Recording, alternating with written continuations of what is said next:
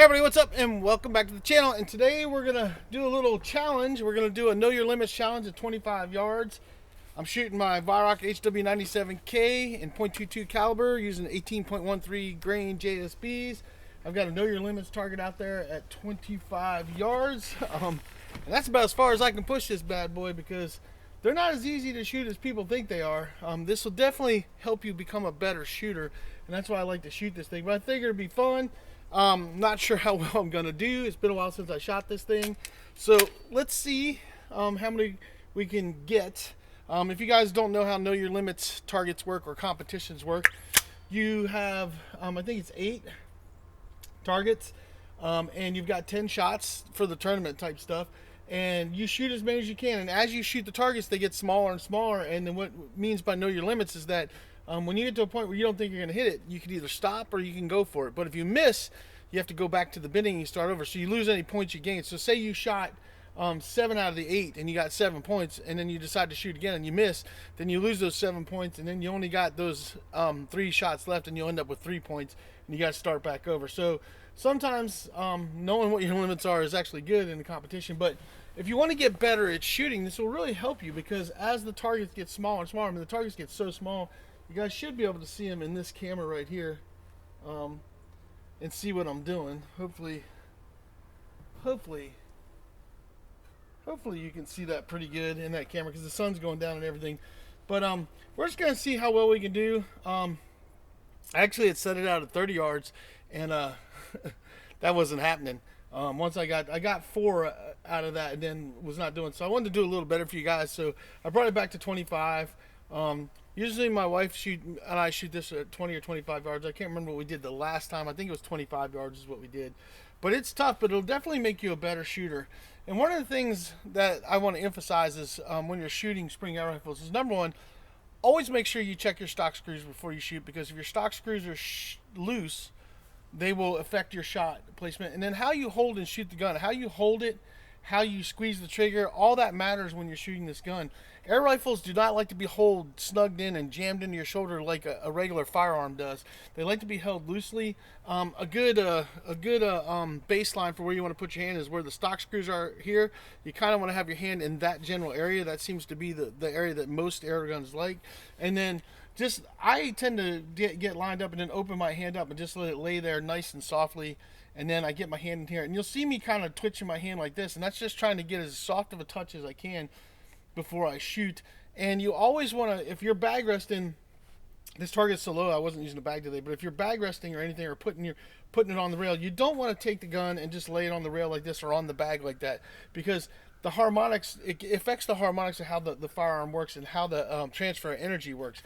You always want to take your hand, place it in between whatever you're laying on, and then put the air rifle on top of it, because that, for some reason, the harmonics and the way the energy transfers through the air rifle, that helps it allow it to be accurate. And the other thing you want to do is follow through on your shot. So when you pull the trigger, you want to stay on there and watch that pellet travel and see it hit what it's going to hit at before you move. You want to watch the shot go all the way through before you move the gun again. Just the follow through is very important as well. So we're going to see how well we're going to do. I'm probably going to miss a lot, because I haven't shot this no limits target in probably about a year. So, but I figured I'd get it out. It was a nice day, and let's see how bad I'm gonna suck today, because it's probably gonna be pretty horrendous. But the HW97K is an amazing air rifle, and if I miss, it's not the rifle, it's me. So let's see how well we do.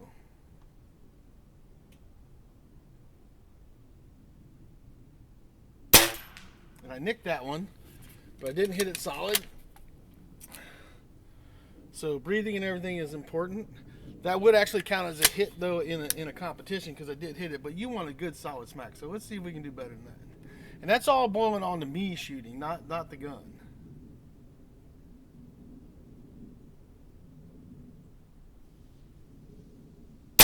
There we go. And that's the kind of solid hit you want and stuff.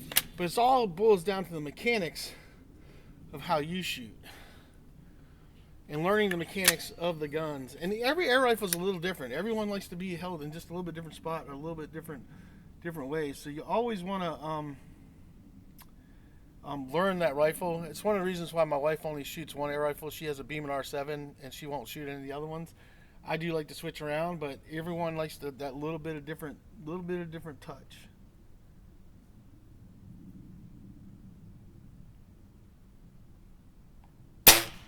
Ooh. See, and I missed that one. So that would be a miss, and I'd have to go back. Like I said, this is going to be tricky for me today. I haven't shot this in a while. We're only shooting at 25 yards, and if you guys see my videos, I can usually shoot pretty good, but these know your limits targets are pretty tricky.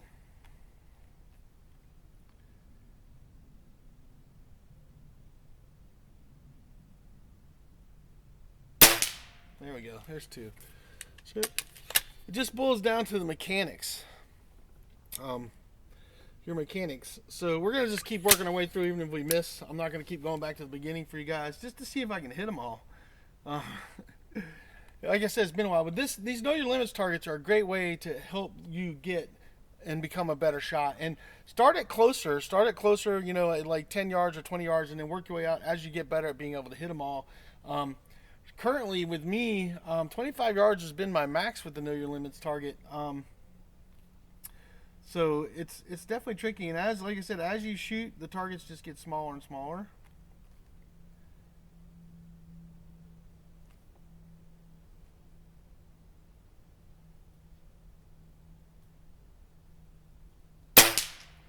And one thing you want to do is you always want to do the same thing.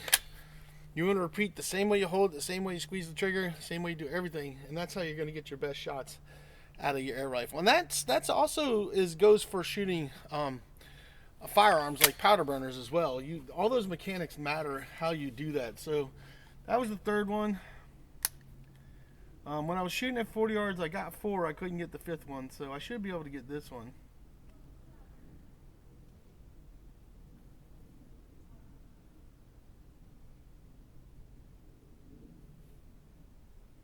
So let's see how we can do here. We're on the 4th one.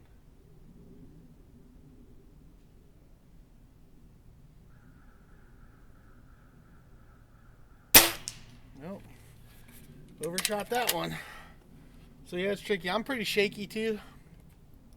And there's also a difference when you're shooting off a rail like this versus shooting on an actual gun table type rest that I do a lot of times and stuff. It makes a difference, you know. But I do a lot of shooting off the rails because when I'm picking off small game or picking off pests and stuff, I'm usually shooting somewhere off a rail or something like that. So that's why I like to shoot like this, because that's going to help me be a better shot when I'm taking out those small game and stuff. So, you know, I'm a little more shaky like this, but it definitely helps you work on your skills as far as shooting. So we were on 4, right? Yeah, that's where we were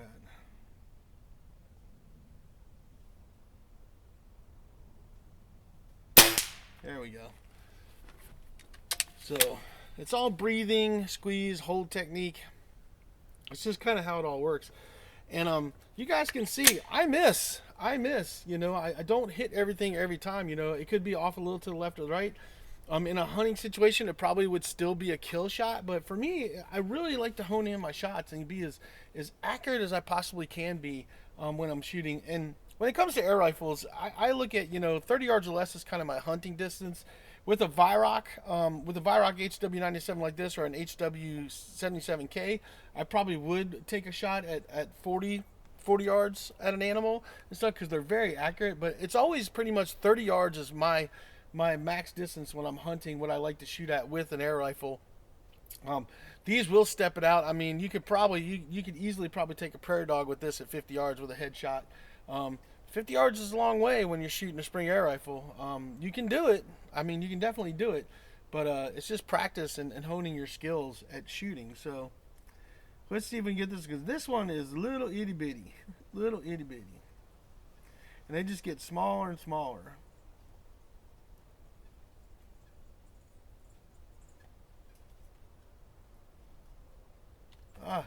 Forgot to take my safety off because I was talking to you guys. Ha ha. All right, so let's see what we can do. Let's try it again.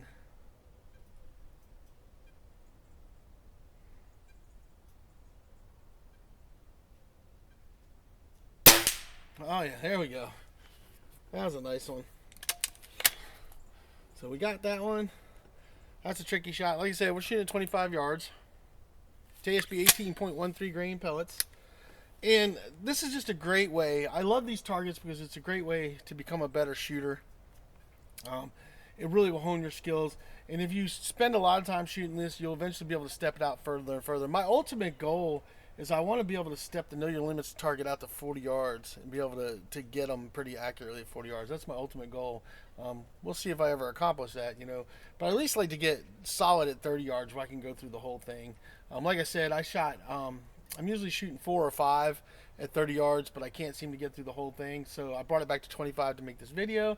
And I've already missed a couple times. This is at 25, so feeling a little rusty on this target. But let's see what we can do here.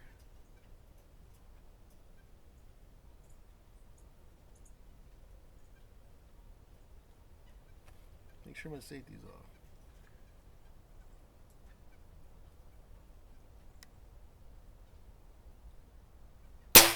Oh, I got it first shot. Wow. I was like, that's awesome. Yeah. Because I'm actually pretty shaky. I don't know if I talked about it too much before, but I have injuries and stuff that happened to me years ago, so it causes me to be shaky and I kind of float when I'm shooting, so I kind of have to time things when I'm shooting. But I used to shoot competition archery, and you kind of learn how to do that shooting archery, so I'm able to do it when I'm shooting an air rifle. It's just a trick when it comes to shooting. But yeah, we're almost there. We got 2 more to go. I don't know if we're going to do it, but we're going to give it our best.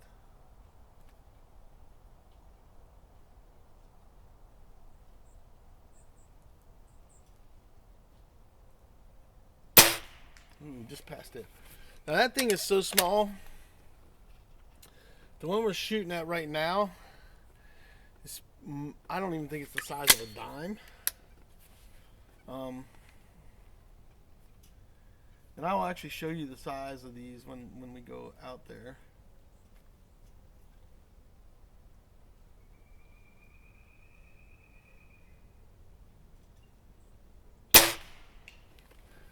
That's a tough one to hit. I can see I'm just going right by it, just by the hair, because you can see the way it's hitting in the back. My camera's still filming. I hope it's still filming for you guys. I hate to go through all this and then you guys not get that footage, but let's see. I'm gonna still try.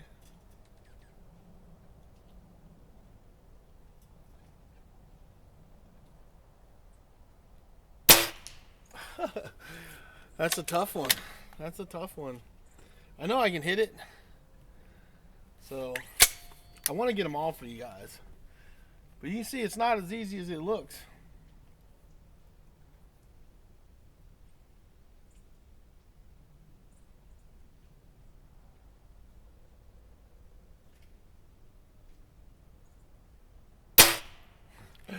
I'm going right around it. My sight's doing like this on both sides of it. So, it's tough. I know I can hit it. I've hit it before. I can do it. I've done it all through 25 yards before,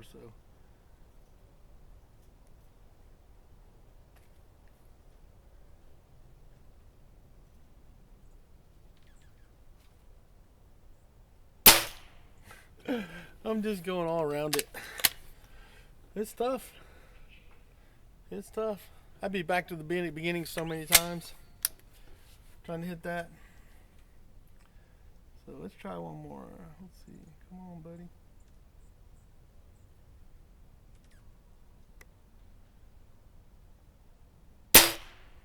on, buddy. I'm like just going right by it. I can see where it's landed behind it, and it's just, I mean, I'm on there. It's just so small. It's such a small little target. So let's see if we can get it.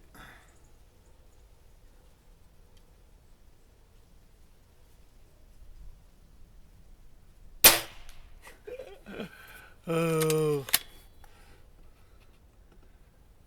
it's so small. So small. Alright. 2 more. If I don't get it, we're going to call it. And we'll go down there and show you guys what it looks like down there.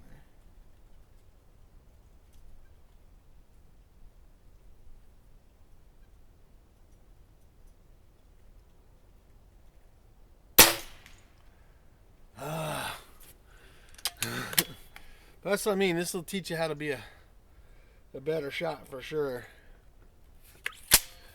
Last one. Let's see if we can do it. So 6 out of 8 is where I'm at.